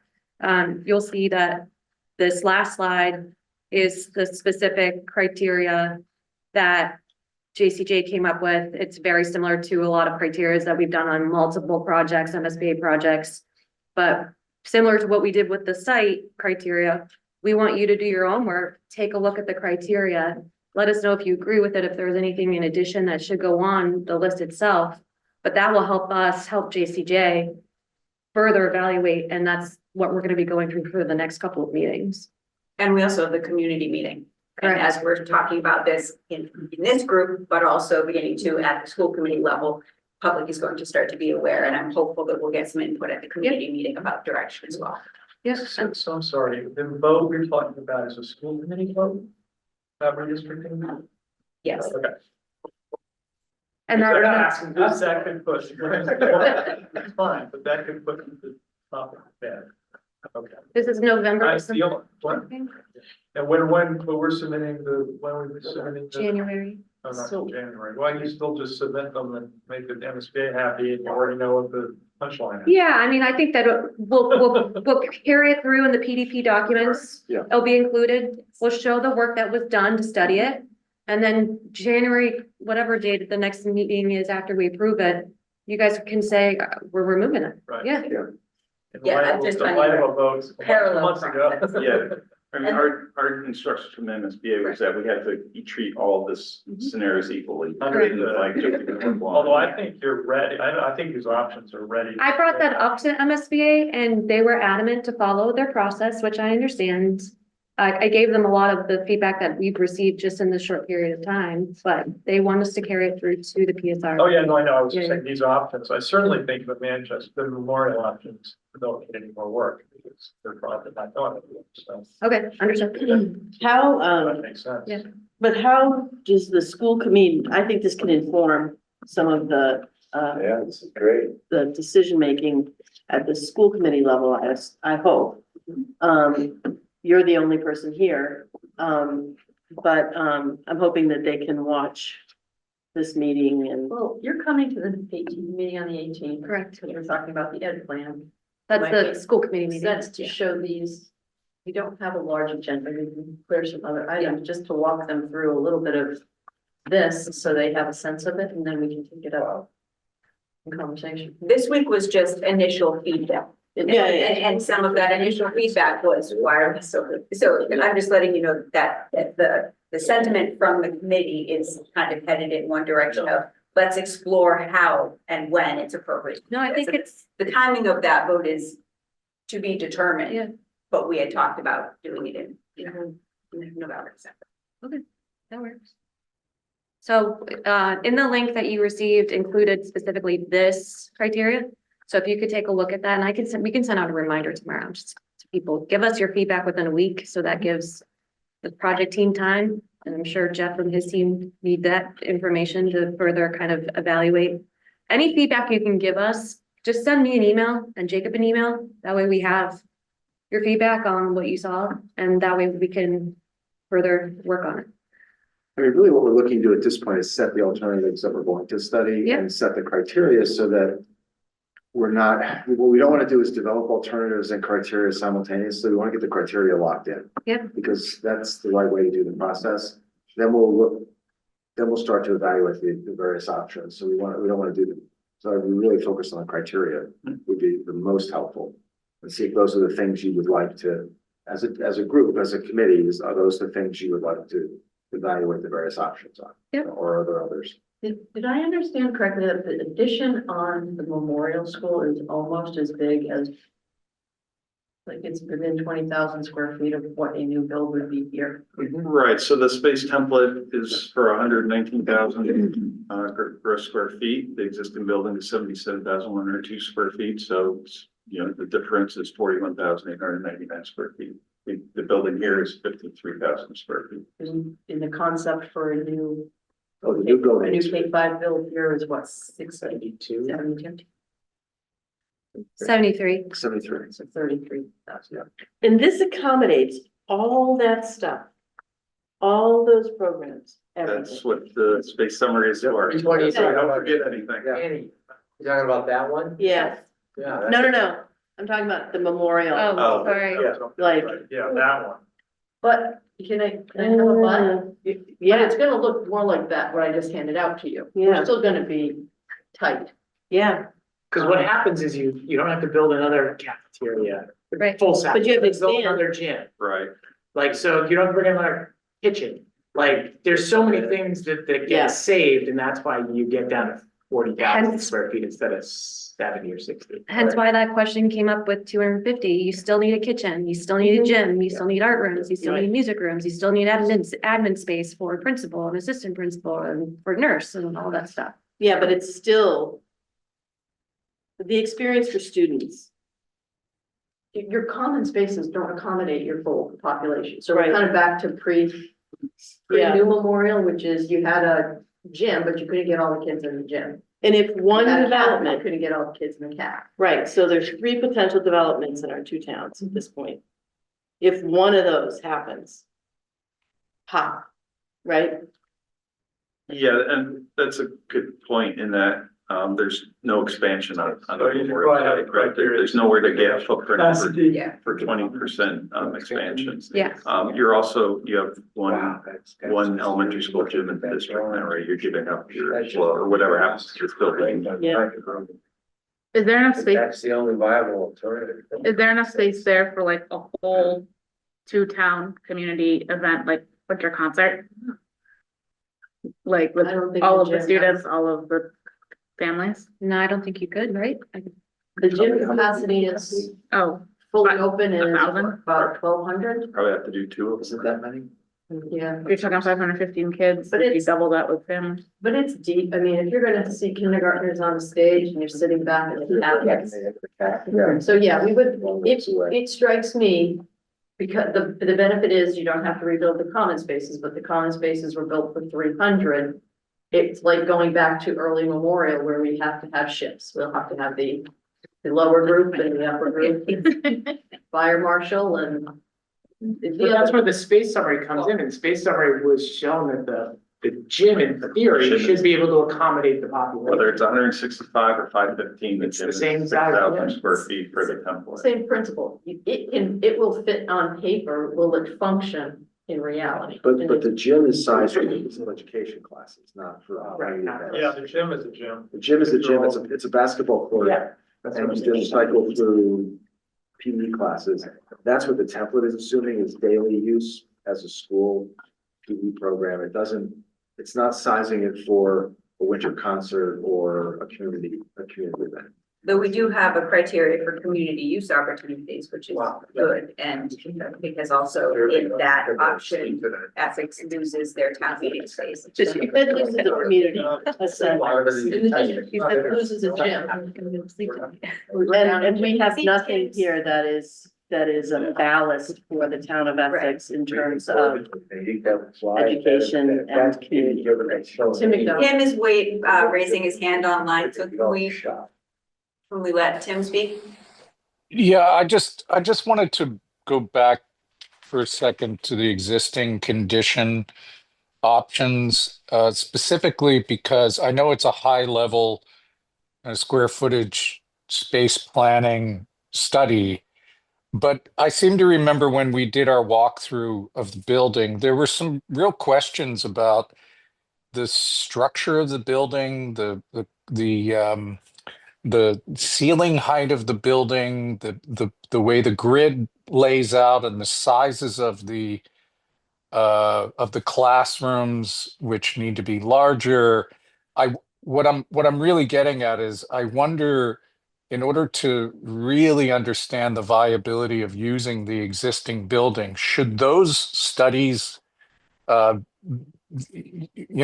ask those kinds of questions, like ventilation, for instance. We had a conversation early on about how you even run ductwork with a ceiling height so low, structure that breaks up the classrooms into smaller sizes than are needed, things like that. When would that come to the fore?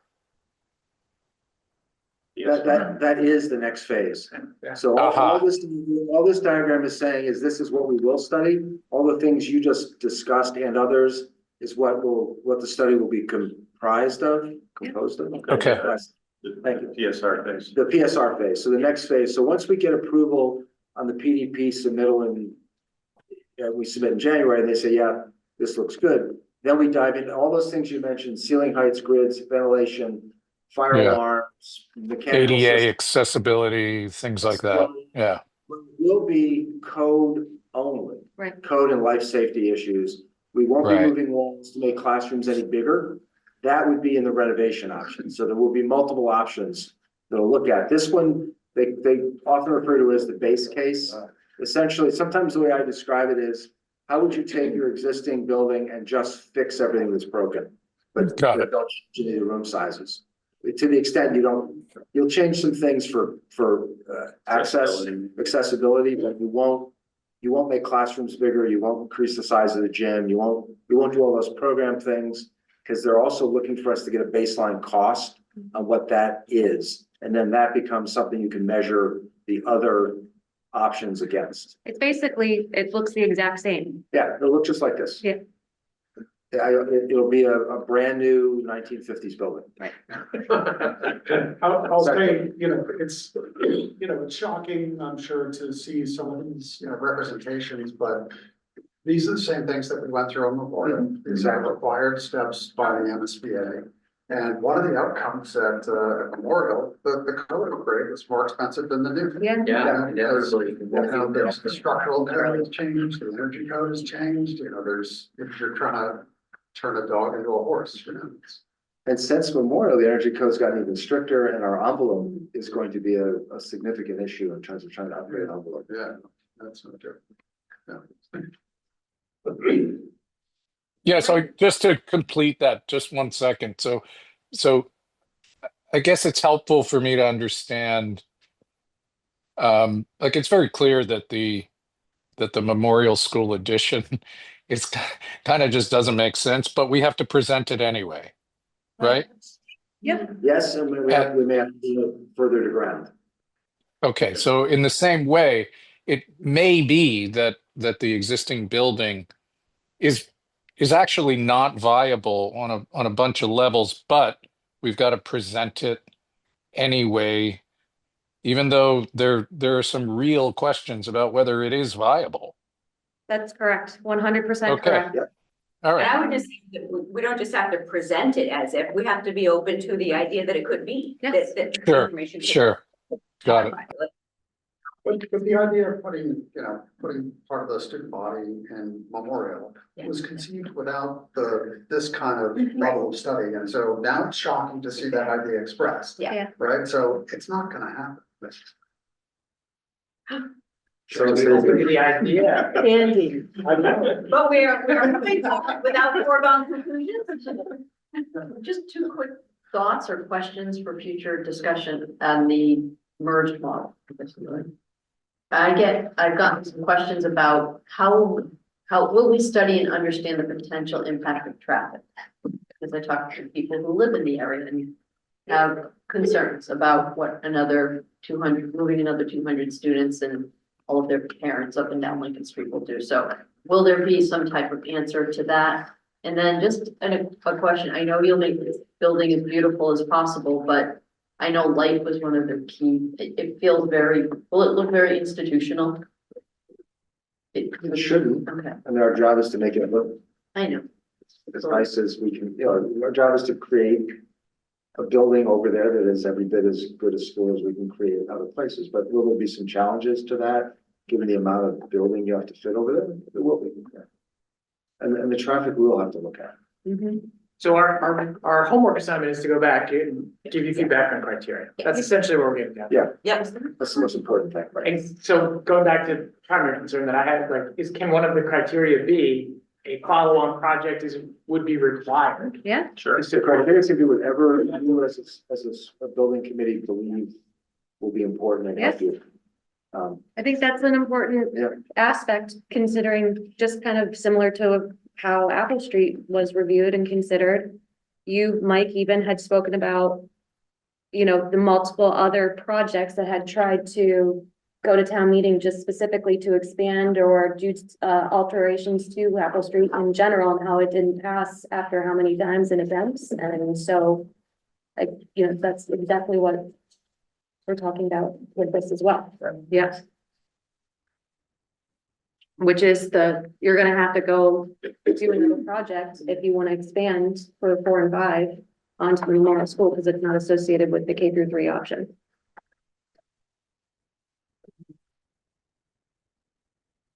We're just talking about adding a specific bullet potentially to the last bucket. The cost and schedule. Schedule of regional agreement modification. Oh, I thought that was on there. It's on there. It's on there in another section. Under the community. Honestly, I was. Yeah, it's under community, It's the first line. Right. Oh, But compatible with. could also have scheduling. the scheduling and Yeah. practice issues. Well, when you brought up Apple Street in our discussion about it, that's what made me think of it, which is you'll have to get those votes before MSBA will accept it as an option.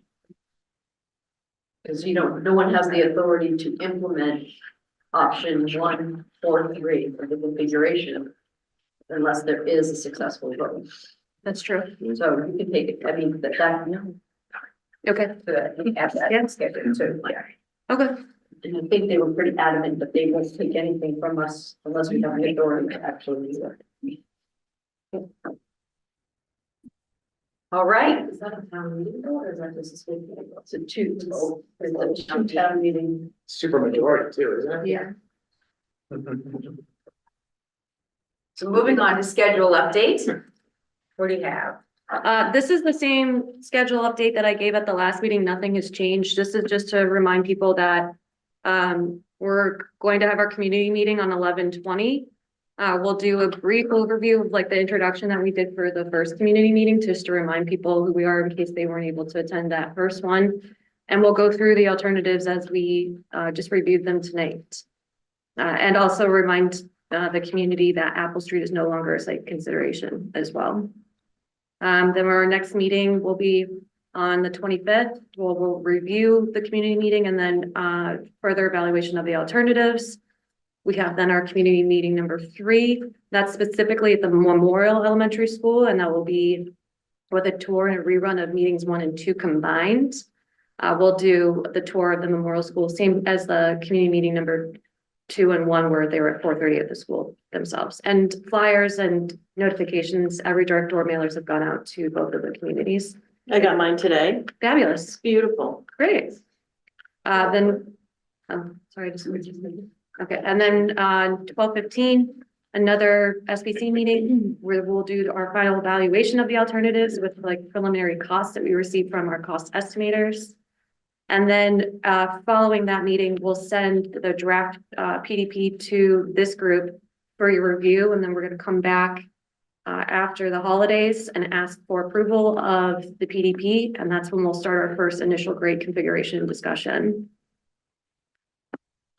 And then we'll be then in the PSR phase, starting with alternatives and grade configurations.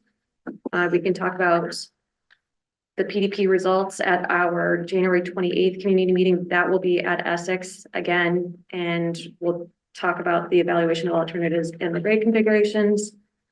Then we'll come back in February with feedback from that meeting, review the alternatives and grade configurations again. And then the end of February is when we confirm the preferred alternatives for pricing with our cost estimators.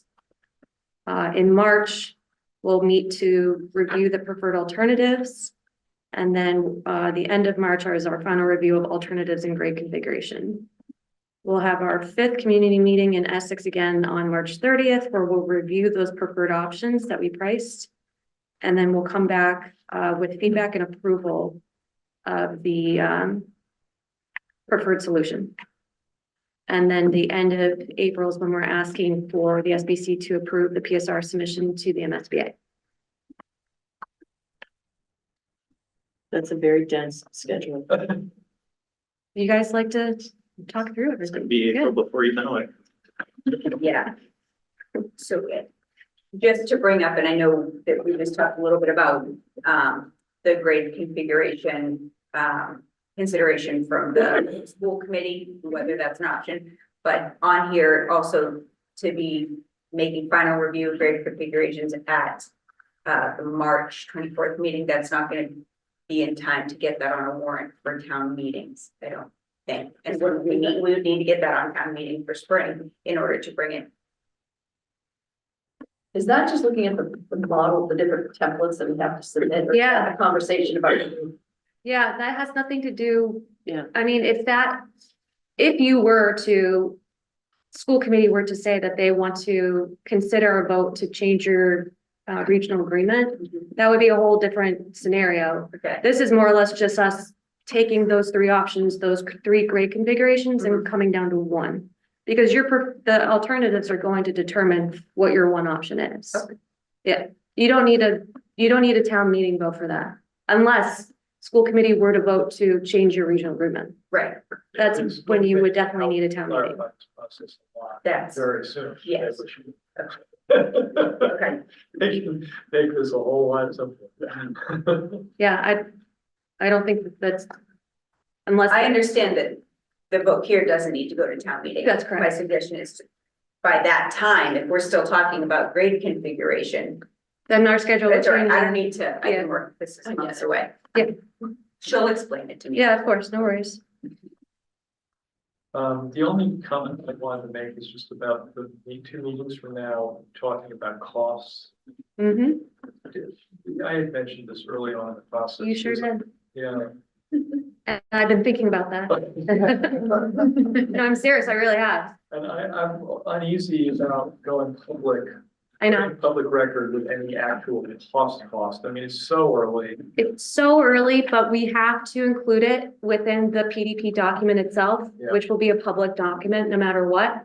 So I've talked about this with multiple people about strategically what's the right way within this community to, evaluate and review that information.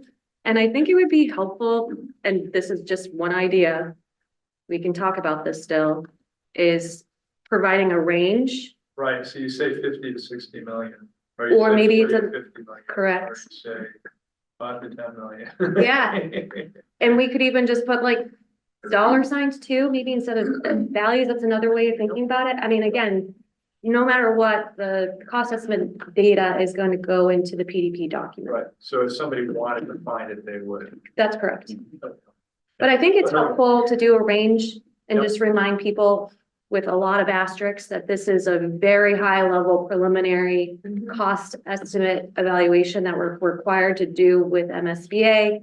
It is based off of narrative and diagrams, square footage. It is very preliminary, to your I point. think you just need a giant range. That's Well, what you correct. say is you can say with 80% certainty, we're within this range. Yeah. Okay, that's what we do. No, but I'm being makes serious. I remember that comment. Yeah. I've been thinking about what's the right way to do Okay, it. that makes sense. Okay. We don't want to quote a number, but we want to provide a brief like that. A range, but it's really. And then caveat that by saying this range is read information. Totally on. Maybe. This means nothing at all whatsoever. But we have to do this thing. There's a discussion purposes. They don't want to confirm the stack price, You don't, because if somebody sees it and then remembers. Low it, child. That's exactly, Differentiates the brand. that's correct. But then when you fall outside that range, people are gonna ugly on that. That's why. There's Well, that's uncertainty. Range has uncertainty. Cost search file. That's why the cost estimators also at this level are very conservative, very, very conservative. And so our job is to further evaluate that and refine it and protect the value itself. Do you, Pam's exactly right. It's about the comparative at this point. So if there's some error, there's a system error, they'll all be either moving up or down, but it's one against the other. Yep. It's a relative, you guys kind of get them relative. Trying to get relative magnitudes amongst these at this point. That's really it. Yep. do you think in terms of community meetings and board, I want you to hear this because I want to hear, I want to think about it. In terms of the community meeting, do you think it's a good idea to kind of prepare the way that that numbers are coming, or? Because you're not gonna have them for November 20th, right? No, the idea would be to come back and bring that information forward in January. Yeah, but I mean, when do you kind of tell people we'll have these projections? At the Or do you previous- just not? Public record now. Yeah, but not, like a few nerds listen to this, but not most people, right? Especially with 180, where you're. Like the money, I mean, All the money. Well, since your schedule, I think it's. so don't even talk about when It's it's. so variable. It's I always know, I'm just saying, when do you prepare the way, or do you just not bring I it would up? say, my thinking is to say, the cost will be submitted with the PSR, and after that, the committee's been prepared to talk about it. Okay, And that means you're putting it off until February or March. okay, all right, that's what I meant, Yeah, we can talk about that at our communications working Yeah, group too. yeah. Thank you. So Christine, will the options we just saw, will they be shown at the community meeting as well? Yes. That's the plan. Okay, so do you have other topics? No. Okay. Public comment? Anyone online like to make public comment? We still have, We do. We have two. raise your hand or do they have, I don't know what functions they have, They do not have their hands raised. okay? And nobody in person for public comment? So seeing none, we will close public comment. And move on to reflections and action items. I have one reflection. Okay. So Lisa O'Donnell and I were in a meeting last night, where a presentation by 1623 Studios was given, just a meet and greet. They're going around to engage with, community groups because their contract with Comcast is coming up in next year and. Can you remind me what 1623 is? 1623 Studios is our local cable access. Okay, thank you. And they're a phenomenal organization and they have a ton of Renowned. resources available to us.